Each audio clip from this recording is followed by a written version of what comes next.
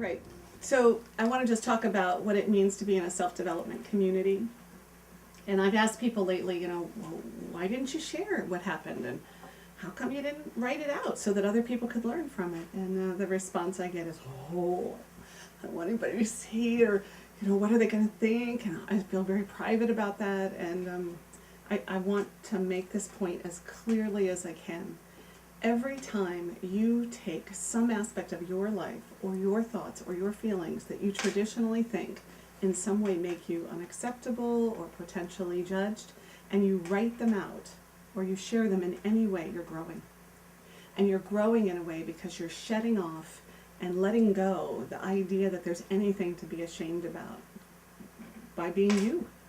So the Facebook page is an example, and when we get the website up and running, and anything that gives you an opportunity to say, this is what I thought about today, this is what I felt, and then actually write it, and then have someone else say, oh, me too. We grow in there. Now I want to talk a little bit about judgments, because this is where they play and they run amok, is that we actually judge ourselves, right? Oh, this is going to make me sound like I don't have it together, or this is going to make me sound like a failure. They're going to think I'm completely needy, and I don't want anybody to think that.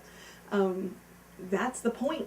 If those are the kinds of judgments you're drawing about yourself, and you're worried about what other people are going to think or do with it, how are you going to ever dispel that if you don't get out there and share? I like to, when I work in organizations, I like to talk about the idea of false safety. Well, it's false safety because what happens is withholding the self and withholding who we are so that we don't get into something that feels uncomfortable, or that we regret, or that we wonder how we got there. That is a false sense of safety. I want to feel the kind of safety that I know that whoever I bring myself as, wherever I share myself, that it's going to be received and talked about. And it doesn't mean people don't judge. It just means that I have the opportunity to say, did you just judge me? Because if I can talk about it, I still get free. And that's what the self-development promise is on Expedition Self, is that you're going to have an opportunity to explore that kind of freedom and start to build the idea that you can be safe in the world, not just with one person or your little group of people that you feel most comfortable with, but that you can be out in the world free and whole and expressive and alive and vulnerable and not perfect and not looking good.